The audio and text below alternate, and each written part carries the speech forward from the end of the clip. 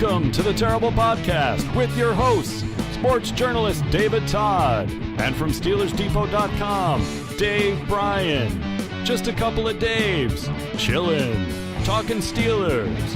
Now, here's Dave and Dave.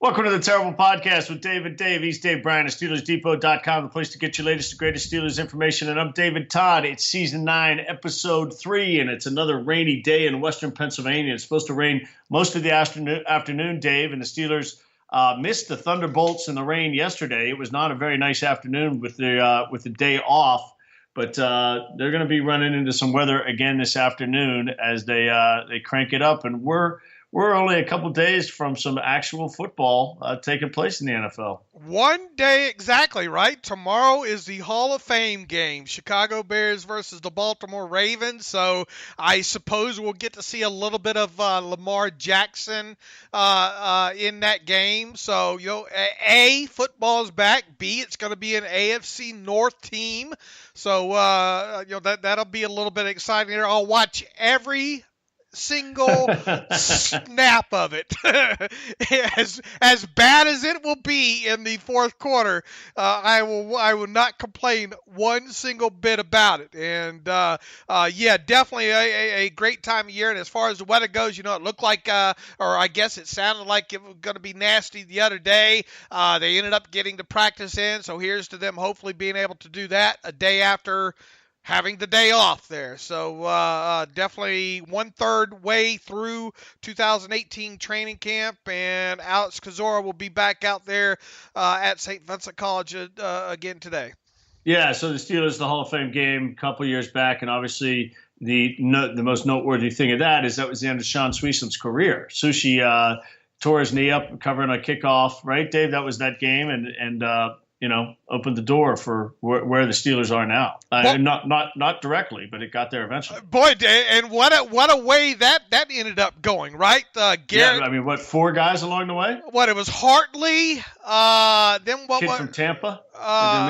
Scobie, right? Scobie kicked in real games, missed a couple field goals against the Ravens, missed at least one late in the game against the Ravens, and then Tomlin decided to go for it on 4th down and not giving up another opportunity. Steelers didn't convert, ended up losing that game, if I remember correctly. Right. And then it was that following week there, week 5, ahead of the game against the San Diego Chargers, is when they brought in some kickers for tryouts, and I think it was a rainy day or whatnot. It was a rainy day. Absolutely was a rainy day. And Boswell ended up winning that, and here we are. And I have to tell you, and I think this would be true for most of our listeners, I don't know that I'd ever heard Chris Boswell's name. He hadn't kicked in the NFL. He was down at Rice, right? Is that he had spent, I think, a little bit of limited time with a team during the preseason and all like that. But I don't think he had made his first official kick at that point. And I think everybody knows how big fans we were of Sean Sweesham. I mean, maybe not the biggest leg we've seen ever, but boy, was he. Coming off, not great times in Washington and a few other places, he came to the Steelers and he was just money. And you figure you're not going to find a guy who's going to be that consistent. And the Steelers have found a guy who is that consistent, maybe have a slightly bigger leg. I mean, I've always been disappointed, or I was disappointed in the early years of Chris Boswell's time with the Steelers that Mike wouldn't let him kick, really wouldn't try field goals much beyond 50 yards. And I think we saw toward the second half of last year, Mike gave Chris Boswell some opportunity to kick some longer field goals and was rewarded justly. So I think, we can look at in normal conditions now, all things being equal going forward this season, kind of, obviously weather conditions impact things, which way is the wind blowing, and that can make a difference if it's, 52 or 54 yards. Maybe your decision is different. But, when you think about Chris Boswell's kind of comfortable range now, Dave, I mean, I think it's 53 and in. And, 54 and 55 doesn't faze me, in normal weather conditions with Chris Boswell. Yeah. Here's a quick rundown. May 16th, 2014, he signed originally as an undrafted free agent with the Houston Texans. He was waived, of course, ahead of the start of that season. They actually re-signed him to the practice squad in late September. I think Bullock? Was it Bullock? Randy Bullock Bullock may have had an injury or something like that, so they put him on the practice squad for a week and then released him. After that, he showed up on a futures contract in January of 2015 with the New York Giants. Kicked for them for part of the preseason, waived by them. He was re-signed by the Giants in September of 2015 and then waived 3 days later, right at the start of the season, or maybe that was towards maybe that was the last preseason game that they re-signed him and then waived him again. And then 2 months, or actually 1 month after that, October 3rd, signed as a free agent by the Steelers. It's not luck. I mean, Boswell he certainly earned his job, but we talk about the things that Kevin Colbert does, and we point largely to the draft and free agency. But as everybody knows, there's a drawer and a whiteboard of the guys at positions when you may need things, and somebody's paid attention. And kudos to the guys in the front office from Kevin on down for having a list of kickers and having Chris Boswell. Look, they brought in, I can't remember if they brought in 3 or 4 guys. They didn't bring in 7 guys. But you have a guy that, if you're not paying really darn close attention to what kickers are doing in training camp, which basically nobody's doing except, guys who are kickers, other kickers, basically. The Steelers, and look, it's their job. I'm not, I recognize that. But, they found the guy and they signed the guy, and they signed him. And it's been a blissful marriage ever since. Here are the guys that he beat out: Kai Forbath and Randy Bullock. Right. Kai had kicked in the NFL, and obviously Randy had as well. Right, and Randy Bullock. So there you go. And now we're on the cusp of potentially, we'll see what happens in the coming weeks here. If there's one guy that's going to get an extension between here and the start of the regular season, it's Chris Boswell.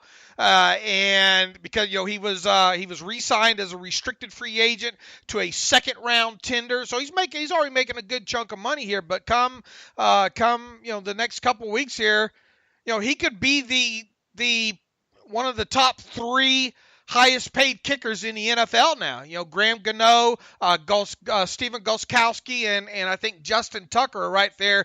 I know Gostkowski leads the list there. I think Gano is either 2 or 3, and then obviously Tucker from the Ravens is right there. So it's going to be interesting to see. The only argument that you could make, I don't know why you wouldn't want to reward a kicker right now, because they're strange little animals at times. You go ahead and reward them, give them some security and whatnot. But I mean, the only argument against doing that is you can wait and not do it now, and then slap the franchise tag on him next year. Basically get 2 more years out of him if you wanted to without a long-term deal. But I don't know why you wouldn't go ahead and reward him now. But it just goes to show you never know. Here we're talking about a tryout kicker that no. What is he, 26 or 27, Dave? That's a good question.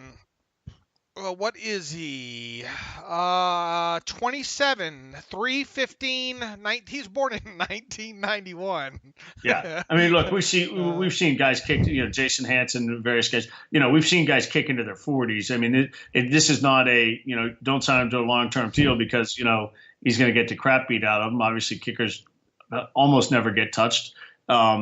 So, I don't know why you wouldn't do a long-term deal. And the names you listed as guys, certainly, we've never seen a better kicker. I've never seen a better kicker than Justin Tucker. I think he's the best kicker that's ever kicked in the league right now. Don't put that on Twitter, or else Chris Boswell will block you. I put it on Twitter many times. Okay, I didn't. I did, and people retweeted it at him, and I got blocked by him. Look, I mean, Boswell's been great, but that's like when who's better, Ted Williams or Joe DiMaggio? Okay, take your pick. But the Justin Tucker's length is extraordinary, and also every kick goes dead in the middle of the uprights. But anyway, the point being about the contracts, it's a little bit like the quarterback position for the best kickers and the best quarterbacks. Who's ever next gets the most money. So Boswell will be right up there at the top of things. Okay, that's our Hall of Fame game recap or preview, I guess. A little background on the Steeler kicking situation. I'm just going to mention this briefly, and I'll also do it on Friday because I know here early in the preseason, not everybody hears every podcast. Dave and I talked about possibly monetizing the podcast and how we might go about that. And I want to thank the 50 people who already emailed thoughts and suggestions. And as you might imagine, they were all the way across the board from love you guys and it's been great, but if you make me pay, unfortunately, I'm going to leave. It's just a principle thing, totally understandable. To people who say, look, love to support you guys. You've been fantastic over the years, and let me know what I can do. And here are some suggestions. And we got a lot of those. So to thank you for taking the time to write the emails. For those of you who may be hearing this for the first time, we're just thinking about some different things, and we're not going to make any rash decisions about what to do. You will, going forward, be hearing a short ad at the beginning and at the end of the podcast that will provide just a little bit of inflow of money. We're of mixed minds on all this stuff. And, the most important thing for both of us is to continue to deliver really good content, which Dave and Alex and Matthew and everybody else do on the site. And obviously what Alex is doing up in training camp is fantastic. So that's our first priority. We're not trying to soak people or do anything that we think is inappropriate. And that's why we're asking for your feedback. So you can email us at, theterriblepodcast@gmail.com. Same as always. Give us your thoughts. We do take this stuff seriously in terms of your opinions and how we're going to go forward. So if you have any thoughts on that front, please send them. And I know over the course of the past 2 days, some people thinking about what we've done over the last 8 years. So we actually got a bunch of donations, and that's incredibly kind. And over the years, that's kind of the way we've gone. And when people do that, it makes us feel great. It obviously helps us out a little bit. Just some of the little costs associated that Dave has, and it's nice for me to be able to buy a couple beers at the bar. So. I'll say this one more time Friday, and then we'll move on from it. We'll certainly keep you posted as to where we go. Okay. And let me just tag on one other thing on that. Obviously, to people listening, we have such a great, and we talked just recently about amazed at the listenership numbers that we have now. It's partly my fault here. The Steelers Depot obviously, has is properly monetized, if you will, and really self-sustaining. The thing that I haven't done properly over the years is properly monetize the podcast. It's always been kind of a shoot off of what we do on the site. I've considered it that way, but on the flip side, I'm so busy working on content for the site or working on this podcast and producing it that it has been neglected as far as the monetization in. Now, we've obviously had a lot of great donations over the years and still do, and want to thank people for that. Here's the thing. It's not a steady source of income for David. And if we could somehow create that more steadier source for him that he can count on, it just obviously makes it easier for him. So here's what I'm going to suggest. You're obviously going to start hearing some ads at first, I think 30 seconds at the beginning and the end of these podcasts. At least listen to the first 30-second ad, so we don't get docked for you not hearing those. And second, if you go to SteelersDepot.com and hit that donate button, I believe there's an option now where you can go monthly on there. Let's see what we can do as far as people that want to give maybe $2 or $3 a month for a year. That's what, $25 a year on a minimum there. And if you will, in the subject area of filling that out, say this is for a monthly subscription for the Terrible Podcast. That helps us differentiate between everything. If we could get 200, 300, 400 people doing that, obviously it would go a big way with helping us out as far as this monetization problem, something more that we could count on. Now, obviously, if you want to give a larger donation, that's fine too. We would certainly accept that. But it's just, we need to try to work through this. We're not going to make any rash decisions on this whatsoever. Quite honestly, I can't see, and David probably will attest to this whole thing being put behind a paywall, probably not going to happen. But we just have to consider all the options when it comes to this, and especially when it comes to, and look, I mean, it's my time too. I spend 5 hours a week roughly on this show, and David obviously during the season roughly around 3. So that's where we're at on this thing. We always like to put things out to the listeners and not just do things. We've always depended greatly on listener feedback on here, so we just wanted to be as upfront as possible with the listeners on this as well, and we'll let you know way before any other big changes happen. Is that fair enough, David? Yeah, excellent. Good stuff. Okay, so let's get to the important stuff. Le'Veon Bell was at a strip club, apparently. He said on my Twitter feed a week ago, it is going to be a Le'Veon Bell free zone until he reports to camp because everything has been covered. But we uncovered, pun intended, something new, I guess. He is working on his hand strength, it looks like, David. Ball control. He's already caught during his career 312 passes, and as I put at the end of this post, he'll catch at least 75 passes during the 2018 season. Look, here's and believe it or not, David, some people took issue with me posting this on my site. Is it a huge deal? Is it illegal to go to a strip club? No. Now, obviously, David, I've never been to a strip club in my life. Fair enough. I don't partake of those. Let me look around and see if my wife's still in bed here. I've never partaken in such instances. Wink, wink. But look, it's not illegal. Here's where the issue is. It's bad optics. And if you've seen the video, it's really bad optics. If you get what I'm saying here, but it's not going to look good with him turning down a contract, not reporting to training camp for a second year in a row, and here he is doing what he's doing here. I mean, can't you be a little bit smarter than that and not have somebody there filming and putting it on the internet, for maybe? Well, the answer to that's no. Right. The answer to that is no. I mean, it's just bad optics. I mean, should he get cut for this? Should the tender be rescinded? Should he be punished by the NFL? Absolutely not. I mean, this stuff evidently, what he's doing is legal. So if it's legal, it's legal. But it's just the bad optics.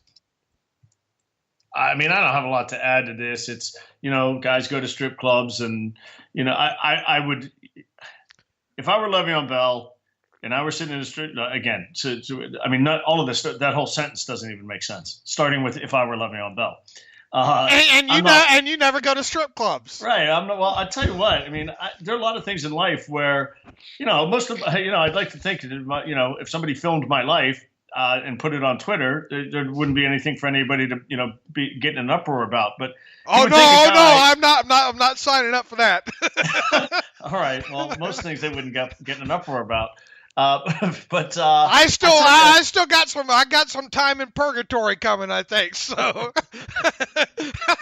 a lot of time. I'm sorry. What are you doing? What are you doing? I mean, obviously he just doesn't give a damn, I guess. Because I don't know if I assume he's not, drunk out of his mind or whatever. But why are you letting somebody? Why is one of your buddies? I assume one of his buddies. Maybe it wasn't one of his buddies. I think it was the girl that he's dating. Oh, and she put it up on Twitter? Yes, I got it off of her Instagram account. All right. Well, hey, if you're into that kind of thing, I guess if you're gonna give him a pass, that's about his best reason you can do to give him a pass. If the woman he's dating is all for it and filming it, then and maybe she knows the other woman. Who knows? But again, it's not any. I'm not gonna lose any sleep over it. I don't have a lot to say about it. Just yeah. What are you trying to say? God bless him. I'll tell you, but maybe, look, he's going to be a free agent next year. Maybe there's a GM out there. Maybe I'm just making this up, obviously. Maybe the GM of the Vikings sees that and says, you know what, I really don't want that guy on my football team. Now, I don't know that that's the case. I don't know that anybody would care. But you're a gun for hire, in 5 months, and I would just think you'd probably like to have fewer of those things rather than more.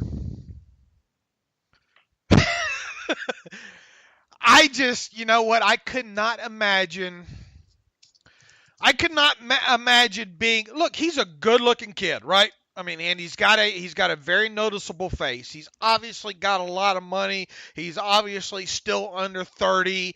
I could not imagine having all those things, and I wouldn't know who to trust.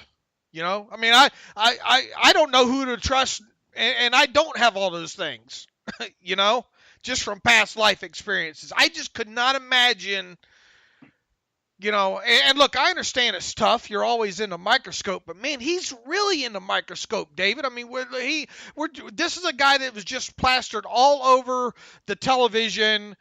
This off season, top running back in the NFL. On the NFL Top 100. Obviously, we've been talking about him for the last 2 seasons just from the aspect of him and his contract situation. This is a guy that's known, And then, I mean, if I don't have problems with people wearing jewelry, but man, when you go out sometimes and you have that much, stuff on. I was talking about, swag. I was talking to my wife about this last night. It's like, man, how you put yourself at risk is what you're saying. Yeah, I mean, aren't you kind of asking for it, David? When I'm as low key, I have learned over the years to become as low key looking as they become. In fact, I wear the same thing. Low key or low brow? What'd you say? Low key and low brow. I consider both those. The same. The same. One of the same. Yeah. I mean, gray. I mean, dress real. I look like I don't have money. If you, and my wife will attest. You're playing the part. Right. Wow. My wife will attest to me looking like I have no money. She does not like that end of me, but you get what I'm saying here. I try to draw less attention to myself out in public as possible, just for the sheer fact that I don't like dealing with it. So I could not imagine. I mean, I just could not imagine having calling that much attention to yourself out there, and then on top of it, you're in a club like that.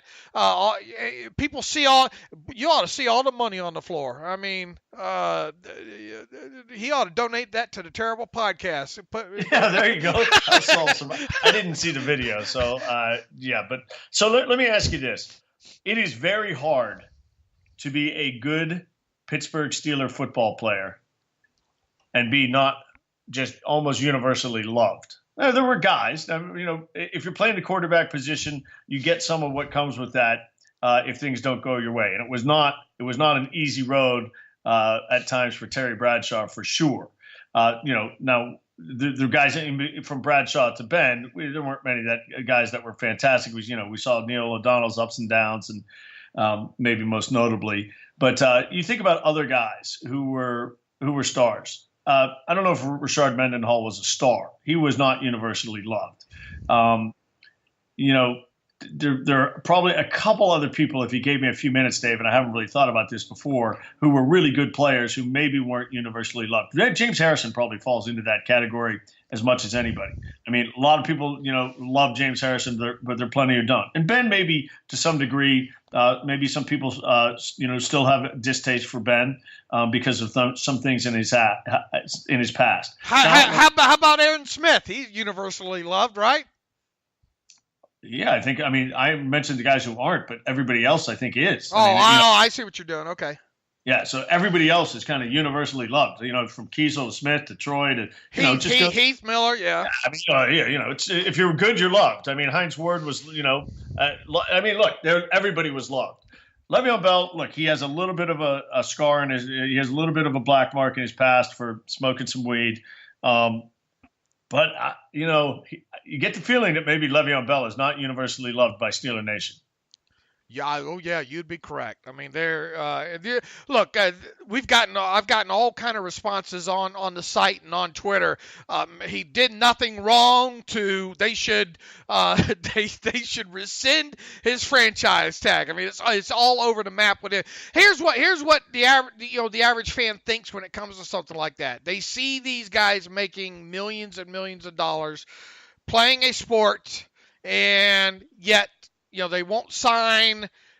They won't sign what they view as a fair contract, even though they don't know the specifics of it and the guaranteed money. They don't understand that end of it. All they see is him turning down the contract, him not being in camp around his teammates, and then him being in a strip club while the rest of his teammates are in a dorm room in Latrobe. It's just and it just goes back to what I started my thought with. It's just bad optics with the guy, and it's not going to get any better. He'll always be kind of known for this stuff, and then as you mentioned, the past suspensions, it always seems like it's been something with him. Very, very talented. I wish he would have went ahead and just signed this deal. That's what I was kind of hoping for. He's an extremely talented running back. But, I think this time next year, he's going to be an extremely talented running back, not on the Pittsburgh Steelers, if you will. I'm not judging him for what he did. My job is to pass along information related to all things Steelers, and that's what I did on this. And it's our job to kind of talk and talk this stuff through on the podcast, and that's what we have just done. Okay, and look again. With the whole rap album, people just don't get that. People think that these guys should be all Steelers, all football, and then save the rest of that. That's the thing. So because what's interesting, Dave, and this is the point, and it's all degrees in how you present yourself. Because if you look at Antonio Brown, a lot of people don't like, his off the field shtick and some of the things he does. Obviously, Le'Veon Bell falls in that category as well. And Juju Smith-Schuster could not be more beloved for how he handles social media and how he puts himself out there.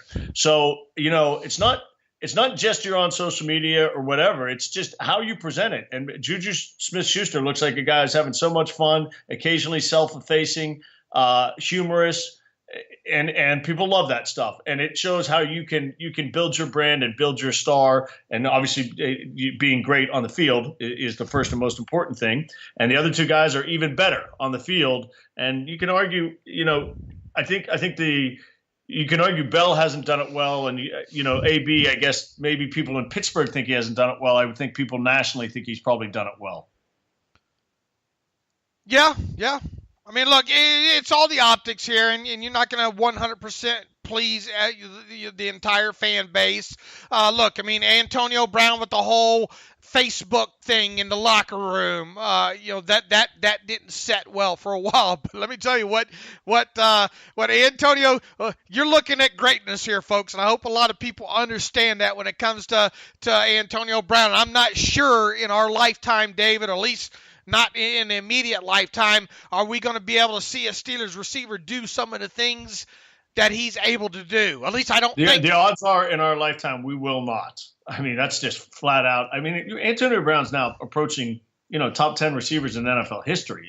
Maybe he's not there yet. Maybe I haven't looked at a list, but maybe you just say he's top 25, and he may never be top 2 or 3, but he certainly is going to be top 10 if he continues like this for a couple more years. Oh yeah, and that's what I'm getting at here is sometimes all that stuff can trump the other stuff there. Now he hasn't gotten himself suspended or anything like that, and and sure, he's had the issues in with the social media in the past and all like that. But overall, I mean, how can you not want this guy on your team? And I think if you polled 100 Steeler fans, how many would say I absolutely unequivocally want him on my team right now? 94%? No, 99. I really actually think. I think they might. Yeah, I think they do always default to make the team better. So it's damn close to all of them. All right, now if we were to poll Steelers Nation right now, 100 of them, how many unequivocally want Le'Veon Bell on the team right now? What do you think we get? I'll tell you, that's the best question we've had in a long time. I'm failing you then. I think it's a funny question because first and foremost, I think Steeler fans want to win, and obviously Le'Veon Bell helps you win. But I do think there is a segment of that group that is disgusted with Le'Veon Bell. So does that disgust outweigh what he brings to the table? That's a great question. I still think it would be a very high number, but I don't know if the number is 90 or 95 or maybe 85. Maybe there are 15 people out of 100 that say, the hell with them. Yeah, and like I said, I'm not judging the guy. I just, it's just bad optics for him, and especially with him not being in camp and everything associated with that. So, all right, let me ask you something now. Let's get to camp and let's get to obviously the reporting Alex is doing is fantastic. We see other guys as well talking about what's going on in camp. And we got an email about this. One of our regular contributors was talking about, we get into the point where now there are a variety of people, Alex included, and Alex probably doing it better than anybody, reporting on like specific plays, what happens on each play, and whether we should be and I think it's very interesting. I'm not there, and when I was sitting up there, every day, I'm watching specific plays, and what I'm doing with that is I'm drawing conclusions hopefully slowly, about guys' performances and what they do. How much can we do that, Dave? Should we do that, Dave? And how important are these practices? In terms of so they've been there, a week? We're at a week today, right? Today's Wednesday. They reported last Wednesday. So they've been there a week. How important is this first week? Is it the type of thing where you can hurt yourself, you can help yourself a little bit, but everything that's on the come is much more significant? Or are real things happening in that first week? Look, in the grand scheme of things, do I draw any hard conclusions from what I read or think I learn from training camp? No. I always trust your eyes with the tape. Now, is Alex able to draw with his knowledge and all, draw some harder conclusions with what he's able to see? Can he properly convey it to me and others and be able to draw hard conclusions from that? I don't know. Maybe I'll ask him that tonight. In the grand scheme, is having play-by-play detail, how do you want me to characterize that? How do you want me to finish that question? Is it significant? Paramount? Let me use a big word. Paramount? The answer is no. But it helps people, I think, connect them a little bit more.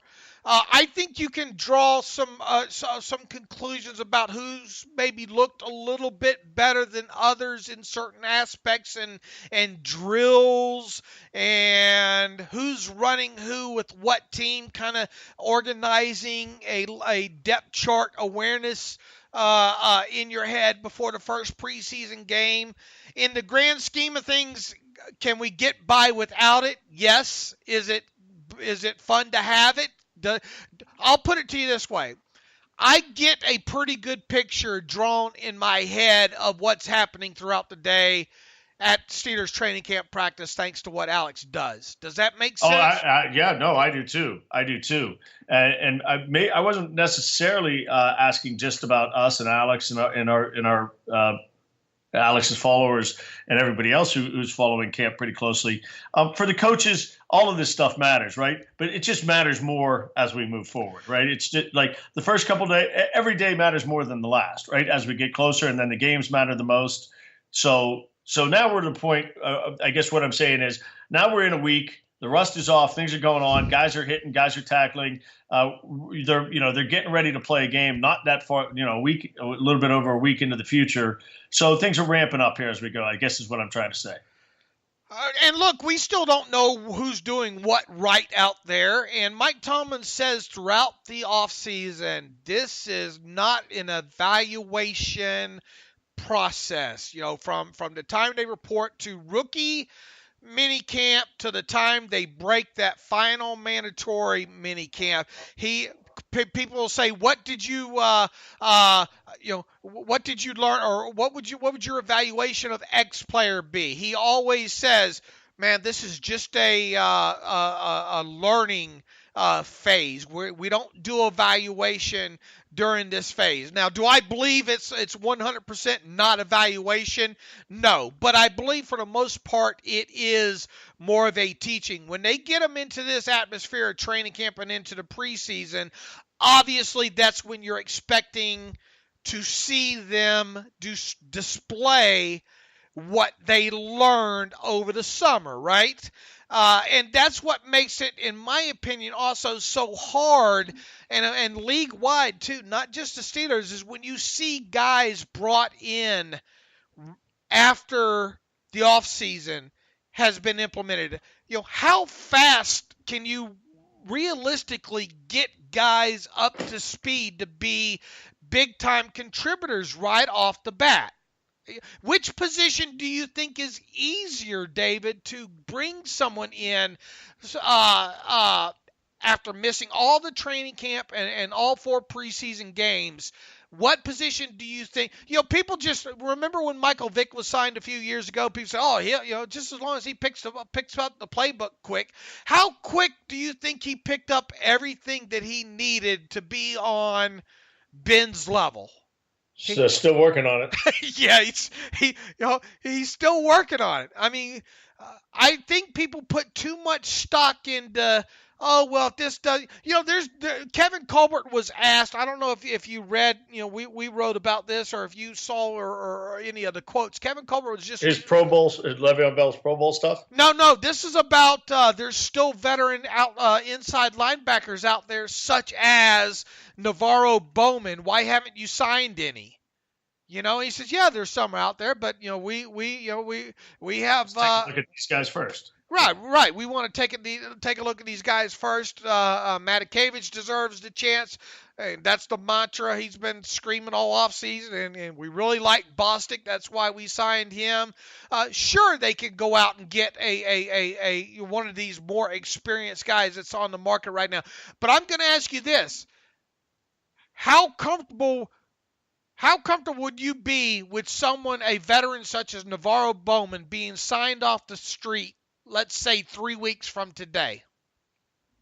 Well, there are a couple things. One is obviously a veteran who's played in the league as long as Navarro Bowman understands what it takes to prepare for an NFL game. He understands basic, NFL defensive concepts. So, he's going to plug and play relatively quickly. I mean, the issue for him that, obviously is, are you in shape, understanding the communication issues, how the Steelers play their defense. The reason, I would always be, the reason the answer is no is because if you're making a move like that, it shows that you're exposed. You think you're exposed. So if they sign Navarro Bowman, something's happened. Either A, somebody got hurt, or B, they don't think somebody's performed to the level that they expected, or they would have signed Navarro Bowman 4 months ago.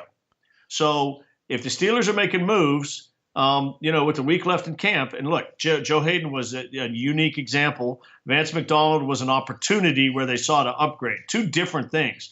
Hayden kind of, that was a situation where something became available that people generally did not expect. And we were talking about Ross Cockrell and Cody Sensabaugh being the starter a year ago. Well, Artie was going to start, right? I mean, Oh, you mean at that side, one of the two? Right, right. Yes, yeah. So something became available, and it was an obvious upgrade. In San Francisco, if you were following the San Francisco camp, you knew that they had too many guys. They drafted Dave's guy from Iowa, and they had a couple other guys. And Vance McDonald had an injury history. You knew somebody was somebody who at least had some pedigree wasn't going to be on that team. And obviously Kevin knew that. And a couple days before the season, he swings the trade because you look at what the Steelers had with David Johnson and Xavier Grimble and Jesse James. That's not exactly, murderer's row of tight ends. So they got, and because they had cut Ladarius Green back, surprising to most of us when they did it back in May or whenever it was, there was an opportunity to upgrade. If they do this now at inside linebacker, it's going to be with Bowman, who is not in a camp and not with a team. It's a different thing. It is saying we're not good at that position, and we're now searching. Inside linebacker. You said outside. I just said at linebacker. Oh, okay. I thought you said outside. Yeah. So it's like we're searching because these guys, because Matakevich, Boston, Vince, whatever. Either somebody got hurt or these guys just aren't what we thought they were going to be. So that way it would be a bad sign. Yes, and especially if it's not injury related, then you're thinking to yourself, all right, you thought we got a problem. Houston, there's a problem. Right. Somebody's evaluations, were way off here. If you can't figure out between one of those two guys there. Now, if there is, and I don't know, I've gotten you way off your original question about. I'll circle you back, but first I want to know if there's one position you could see the Steelers adding after training camp, after the preseason, not injury related, via either a trade or off the waiver wire. What is it? Well, assuming Ramon can come back and play, because it would be right. Status quo, no injury, everybody's healthy. I think tackle, offensive tackle, a veteran offensive tackle, could be somewhere where they go. Because look, Chris Hubbard's gone. You used the 3rd round pick there, and how quickly do you get comfortable with that guy possibly being the backup at both tackle positions? So that's a huge deal.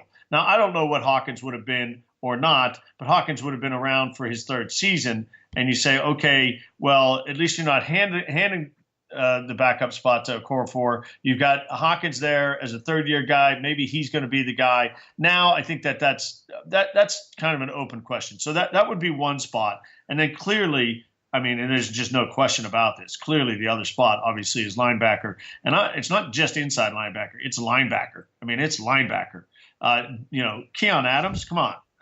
There's nothing to suggest that Keon Adams is anything other than just a guy, and maybe just a guy who won't even make the practice squad. And Chicolo is just a guy, so he's your maybe your younger version of Arthur Moats. So what happens? You get 2 starters, who obviously high pedigree starters, but you don't have anything behind those guys. So the linebacker there's no depth at the linebacker position at either spot. So linebacker would be to me the obvious one. Yeah, outside linebacker is what I was aiming for, thinking you would get to with your answer there. And I still think, it was a great suggestion by Alex earlier in the offseason. I think John Simon remains a guy maybe to pay close attention to what happens in Indianapolis now that and here's the good thing is John Bostic already knows a little bit about John Simon from working with them there, so you have that kind of thing. John Simon's a good guy still. He can play special teams. I'm not suggesting John Simon comes in and is your starter,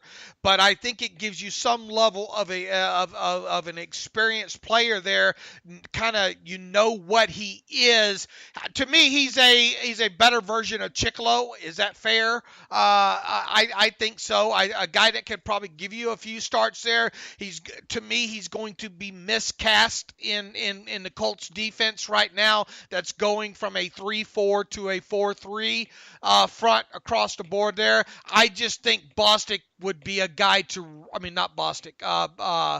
Simon would be the perfect guy if you were to throw a dart at right now to be a potential ad. I think it could be him. Now, how much of a demand is there going to be potentially? Should he get cut? I think there would be some demand out there. I mean, you got the Titans who could potentially maybe use him. As well. But my aim would be at that position and really that position only. Now, circle back to your. I promise to get you back where you were. Circle back to your original thought on these training camp practices. Yeah, and it's just again, everything is being evaluated now because it's a couple of weeks till they're going to make cuts. But we talked about it. I think it's fair to say. How seriously do guys take training camp? They take it seriously. But 45, the number I would use is closer to 48. 48 guys, they're not dogging it, but they know they're going to make the football team. So there's not necessarily a ton of stress. Okay? Pouncey's not having a ton of stress at camp. I'm sure he wants to perform well. I'm sure, he wants to make sure everybody's doing what they're supposed to be doing. But he knows he's going to be on the football team. And, I think, we've talked about starting spots and, essentially, however you want to look at it, 20 to 21 starting spots are locked down and, other guys are going to have roles. And then you have guys, you have 20 guys who aren't going to make it and they're probably still stressing, hoping that something goes their way or they can make the practice squad. And you got that middle 30 guys who are stressing like crazy. And every place, they should look at every play that like it might be their last, whether it's Thomas at linebacker, whether it's Quadri Henderson at return guy or Justin Tucker, or, pick your guys, Daniel McCullers, battling for roster spots who, you can't, what you do in the first week of practice is not going to determine whether or not you make the team. It actually might determine that you don't make the team. It's probably not going to determine that you make the team, but it's just, it starts going in the video roll in the coaches' heads. And it's, particularly the guys who are newer guys, like Mike Hilton last year, immediately making an impression and making a positive impression. That's how you make the team. That's how you make the practice squad. So we'll see how it goes. And I think it starts to ratchet up. I think it starts to ratchet up from here. Well, look, the first 5 practices, Mike Tomlin always preaches you better come to camp in shape or else, right? I mean, we ought to know of this 90-man roster who can hack it, because now it gets into 5 days in the books. So I'm glad that 5's over, and now my body's rested. How bad do I want it coming back out of this thing now? And can I stay healthy? Can I keep the same level of conditioning in it? Can you imagine what it was like under Chuck Noll with those? I mean, can you? I mean, we've all. I can. I was there. I watched it. I mean, can you wrap your brain around the differences then and now? I mean, these guys are. I sat there on that hillside and watched Oklahoma drills when I was 8 years old. Guys dropping, right? Six weeks of practice, morning and afternoon, pads on every day. And probably 3-hour-long practices. I mean, it's just look. It was a different world. It was no question. And they hated. Because I did, like, my uncle was good friends with Marty Schottenheimer. Schottenheimer was the linebackers coach of the Steelers. So even as a young kid, I had a little bit of inside info into what was going on. And he would laugh about how much the players, and he would talk about how much he hated it back in the day as well. I mean, the first 2 weeks, it's maybe okay, man. You're hating it after that. And like I said, they're hitting every practice. I mean, Oklahoma drills. I mean, it was a real deal. And some of these guys, unfortunately, towards the end, obviously reps, it's fun. I think it's fun for Alex to count some reps different teamers are getting, because you're right. Some people got to really make some of these guys on the back end. They got to impress every rep. And I like to see this Hard Knocks. Hard Knocks will be starting up a week from. What was it, yesterday, right? Or Tuesday? Yesterday. And, it's a good behind the scenes of how some of these guys just don't get the amount of reps that people would think that they get. So, I think it does ratchet up now. How much do you think play in preseason Yeah, I mean, that would probably be a good question for Mike, right? How much matters in preseason games underneath the lights versus what they do on the field at St. Vincent College, I think there's, the intensity level's a little higher and things are ramped up. So Mike probably, so it's scripted a little bit differently, if I remember correctly. So, maybe a little bit more. If you're going to pick a practice, maybe that one has a little bit more, because there's more energy with all the guys. Maybe it's valued a little bit more. I mean, you want to see them in game conditions. Can they communicate? Can they, obviously they're doing that during practices and all. I just wonder what percentage of, some guys are probably better in games than they are at practice field, right? Well, that's definitely true, and that's true across sports, and that's always a befuddling thing for anybody who's a coach. Is you'd like the quality of play to be consistent across. You practice at a high level, you play at a high level, and for some guys it's not that way. And then it's always a question of why is that? Because then it's is the guy not working hard enough in practice? Is the adrenaline really the driver for him? And is it that big a difference? If you see that kind of stuff, it just I don't know that it raises red flags, but it raises flags. It's because it causes questions. Do you think we're going to you got anything left on that particular kind of angle? No, I'm good. I'm good. When it comes to the secondary this year, do you think we're going to see less or more Artie or Joe Hayden following somebody around? I don't think more. I think assuming Artie's developing. Again, it's hard when you're not there, and it's hard, this early in camp. So you kind of take a lot of stuff with a grain of salt. But Artie's saying all the right things, and it sounds like he's, performing, well with the first team. And I saw somebody wrote, it's different now when Artie covers Antonio Brown. I have no idea. It's not different for anybody covering Antonio Brown. It's hard. But I don't think Hayden, unless Artie continues to falter, I don't think Hayden is clearly that far ahead, and in Artie's development, you got to keep developing him, and they probably want to keep him on that side. So I would not expect that to be okay. Now clearly it's Joe Hayden's our number one cornerback, and we're going to have him fall around. I do not expect that to happen. Yeah, I don't think we're going to see it as much as maybe some folks maybe think that it might happen. I mean, we've seen some a little bit against like AJ Green, right? I'd let Joe Hayden follow him around a little bit, to be quite honest with you. He's got a lot of experience doing it and all. I think it come down to certain situations and who the opponent is and whatnot. But look, you better be able to cover whoever you line up against, period, in today's NFL. Right, that's it. And that's a great point. I mean, look, you can say, you can have somebody follow Antonio Brown around, but good luck. It was Martavis, so good luck, because you could also got to cover Juju and Martavis. Yeah, and your safeties better communicate. Look, we've seen what happens.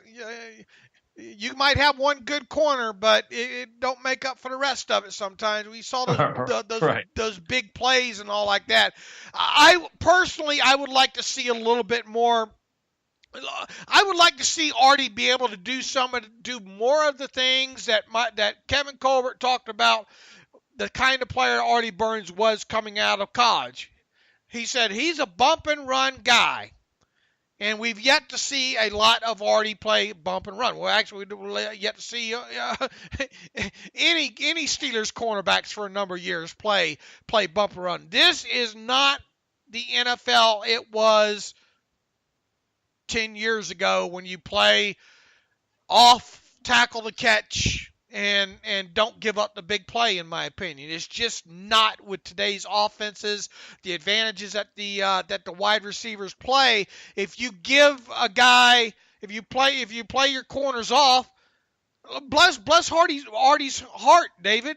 There were some instances last year where offenses took what was given him and they took it. Yeah. And Artie's been, look, we've seen Artie get beat every way possible. We've seen him make some good plays. We've seen him try to jump routes and have the ball go over his head or through his hands. We've seen him look in the backfield and get beat deep. And I don't have already Burns posters in my office here, obviously, but I think you owe it to him to let him do some of the things that he might be able to do a little bit better, more, So that makes sense to me. Like I said, I'm looking forward to big steps forward from both Artie and Sean Davis. I thought at the end of their first year, I thought the Steelers really might have hit on two, Pro Bowl caliber players. And at the end of last year, I was like, good God, those guys might have regressed over the course of the season. So we'll see what happens with them. They're obviously a massive key to that defense. They really are. They really are. Along with, look, that transition that Sean Davis is going to have to make. Going to be interesting to watch as well. Okay, what else? What else do we have here? Well, I need to hop in a sec, so why don't we table some more for Friday? All right, that sounds good. I'm trying to find. Oh, I got you some numbers on the third quarterback thing, David. I did something. Yes, we talked about this on Monday. For those who missed it, how many teams in the NFL? We were guessing it was roughly half of the teams in the NFL opened the season last year with three quarterbacks. So you got 32 teams that gets you to 64, and another 16 gets you to 76 on rosters, and all the teams that didn't have a third quarterback on the roster, I would guarantee they had a third quarterback on the practice squad. You got to have three guys in around. So what do you got? Last season there were 16 teams that kept three quarterbacks on their initial 53-man roster to open the regular season. In 2016, that number was actually 20 of 32 teams. And then 2015. So I did the math wrong. Sorry. So 64 is 2. And then 16, we hit it right on half. I think I said 14. So that gets you to 80, right? So you'd have 96 if everybody had three. You have 80. Sorry, I did the math wrong there. With 2.5 quarterbacks on NFL rosters. So you got 80 NFL quarterbacks being rostered on week one. Okay, you just blew my mind there with your math, but so you said half the teams had a third quarterback, right? So if everybody has two, that gets you to 64 quarterbacks on a roster, and half the teams is 16 more. So that gets you to 80. Okay, and in 2015, it was back to half the league. 16 teams had three quarterbacks on their initial 53-man roster. So over an average of 3 years. So it was 16 what in 16? It was 16, 20, 20, and 16. So an average just over 17. Yep, gotcha. Which is what we guessed, so pretty close. Right. So the point was, is Josh Dobbs going to get a job? Is he going to get claimed off waivers? I don't know. We'll see. That's a good. I would put it. It's going to matter a little bit how he plays in the preseason. But Josh Dobbs, I think of all the guys, if you had to pick a guy on the Steelers right now who's going to get cut, it's going to be Josh Dobbs. Who there's I would guess no, but I generally say it's 99.9 to 0.1 that a guy's going to get claimed on the no side. Josh Dobbs probably got a 15-20% chance of getting claimed. Now, if you go back to just last year alone, there were like 3 or 4 quarterbacks actually claimed after final cuts were made. Interesting. Do you have the names? They are the kid the Saints cut. Gary. Did he get claimed? Grayson? Brandon Allen. This is via Falcon Safety 43 in a comment. I have not double checked these, but I remember researching and seeing at least 2 of them before, because the instance that I ended up the angle that I went, I said. Here's what I wrote here. I said, sure, you could. No, I said, when teams do decide to keep 3 quarterbacks on their 53-man roster to open a regular season, usually the third and final one is one who has already spent time with the organization. And then I went on, I said, sure, you can find exceptions to that rule, and one need not look any further than the Steelers a few years ago to find one, because Zach Mettenberger was claimed off waivers from the San Diego Chargers just prior to the start of the 2016 season. I went that route instead of the other route with younger number 3s being claimed. One reader wrote, Brandon Allen went from Jacksonville to the Rams last year. Josh Woodrum went from Baltimore to Cleveland. Brad. That was the fourth guy I was thinking of last episode. Okay. Yep. Brad Kaya went out of Miami. At least there's a name I recognize. Went from Detroit to Carolina. Now all these got, I think only two of them lasted there all year on the rosters. Taysom Hill went from Green Bay to New Orleans. And I got to tell you, I really, honest to goodness, don't recognize three of those four guys. Now, how many? Can you tell me where those guys went to college other than Kaya? You have any idea? No. Be honest with you. I don't. No idea. Now, how many were cut? Let's assume all of them. Well, I mean, what I'm saying is let's assume all 16 or all 32 teams carried at least 4 quarterbacks until the final cut down date, right? So that gives us a max of 98 plus 30, so 128 guys. You have let's say if everybody has 4 in camp, that's 128 guys. Okay, now let's assume at least every team cuts at least one. Well, if they cut 1.5, so that means 48 guys got cut. Right, so 48, and then another 4 got taken out of 48, so that's like it's less than 10%. It was about 8%, right? Right. So is Joshua Dobbs going to be in that list? Be in that list. He's going to be on the list. Will he be on the second list is the question. So we just managed to fill 10 minutes talking about something that's going to happen in 6 weeks. Something that number 3 quarterback or number 4 quarterback potentially here, and maybe. And look, we have no idea if the Steelers will even want to use up a practice squad spot on a 4th quarterback, because wouldn't you want Mason Rudolph to run scout team? Yeah, right. Well, you want him to get reps, yes. I mean, he's not going to. So it gets to what we talked about. Are you keeping Josh Dobbs because Landry Jones is going to be, last year of his contract, so he's going to be gone. So that's a good point. Now, I still will indulge part of our listenership out there with the aspect of, I'm not sure I would bet my house that it's a slam dunk that Landry Jones isn't on the initial 53, but I sure would bet a lot of money that he is, so it's going to be, and like I said, even further back, these things have a funny way of working themselves out, so all right, we'll see what happens there. In the meantime, hope you enjoyed this. If you have any more thoughts on our monetization talk, fire them on along. But you can follow me on Twitter at Steelers Depot. Follow David Todd on Twitter at David M. Todd. Follow the show at Terrible Podcast. Email the show, theterriblepodcast@gmail.com. Like you said, if you want to set up kind of a monthly, and a lot of people have done this,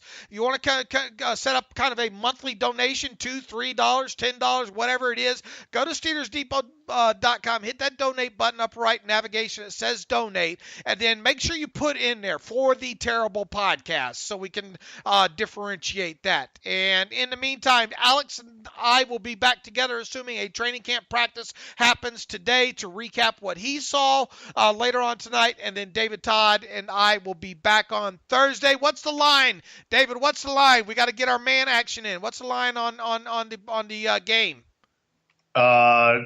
Ravens by 1. Is that what it is, or are you just making that I'm making it up. I'll look it up. But we'll be back on Friday, not on Baltimore minus 2.5. All right, pretty close. What are you taking? Give me the Ravens. Give me Lamar Jackson. Give me the Ravens minus 2.5. And David and I will talk to you on Friday. Brought to you by William Hill betting site. As always, thanks for listening to the Terrible Podcast with Dave and Dave.